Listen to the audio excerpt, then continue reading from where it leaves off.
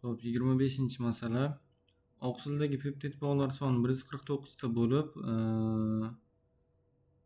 uni sintezlashda asos bo'lgan DNKda 30% timin nukleotidi bor bo'lib, ma'lum bo'lsa, shu DNKdagi jami vodorod bog'lar sonini toping degan.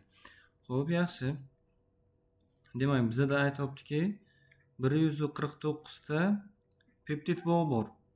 Xo'p, peptid bog' aminokislotalar o'rtasida bo'ladi. Aminokislotalar birlashib oqsilni hosil qiladi. Xo'sh, aminokislotalar sonidan peptid bog'lar soni bitta kam bo'ladi. Shuning uchun peptid bog'lar soniga 1 ni qo'shadigan bo'lsak, 150 ta aminokislota bo'lgan ekan.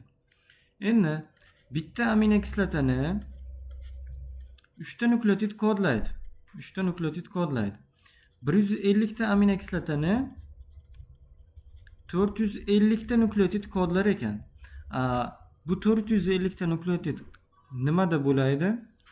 Albatta RNK da bo'laydi. RNK.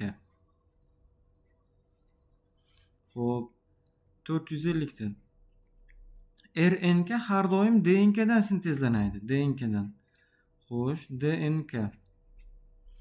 Xo'p, DNK mizda bo'lsa 450 ta RNK da bo'ladigan bo'lsa, jami DNK da 900 ta nukleotid bo'lgan. Chunki bu tarafda 450 ta, bu tarafda 450 ta. Shuni yozmaydik. Xo'p, endi e'tibor beramiz. Shu DNKni 30% timin nukleotid tashkil qilar ekan. 900 tamiz 100%, 30% ga qancha deb topib olamiz. Bizdan vodorod bog'lar soni so'ragan ekan. Demak, 20% ni ham topib olamiz. Mana bu timinlarimizni foizi, mana bu guaninlarimizni foizi. Xo'sh, 270 chiqadi menimcha. 900 xo'sh. 2 ga ko'paytirsak mana bu 180 chiqadi. Endi adenin bilan timin o'rtasida ikkita vodorod bog'i bor.